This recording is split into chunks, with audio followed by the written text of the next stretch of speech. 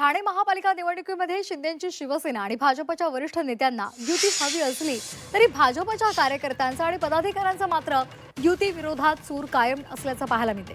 उपमुख्यमंत्री एकनाथ शिंदे यांच्या मतदारसंघात कोपरीमधील भाजपच्या मंडळ अध्यक्षांनी युती विरोधात पहिली ठिणगी टाकली आणि त्यानंतर कळव्यातील भाजप पदाधिकाऱ्यांनी सुद्धा युती झाल्यास 50% जागांची मागणी केली।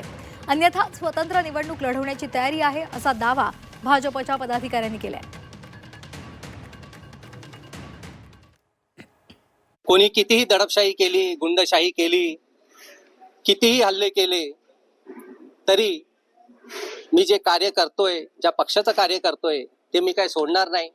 त्यामुळे त्यांनी त्यांचे प्रयत्न चालू ठेवावे।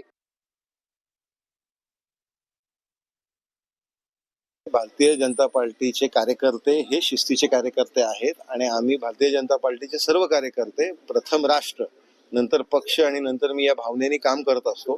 त्याच्यामुळे पालक म्हणून त्यांनी त्यांची भावना आमच्या सगळ्यांकडे व्यक्त केली की निश्चितपणे आम्ही सगळ्यांनी त्या संदर्भातली नोंद घेतलेली आहे। वरिष्ठांकडे हे निश्चितपणे कळवलं जाईल। त्या भावना व्यक्त करण्याचा त्यांचा अधिकार आहे एका कुटुंबामध्ये, परंतु त्याला अनुषंगाने त्यांचं समाधान करणं हे देखील आमचं काम आहे आणि त्याच्यामुळे त्यांना साधक बाधक त्यांच्याशी चर्चा करून आम्ही त्यांना सांगितलेलं आहे की शेवटी पक्ष नेतृत्वाचा जो आदेश आहे तो शिरसावंद मानून तुम्ही काम करायला पाहिजे।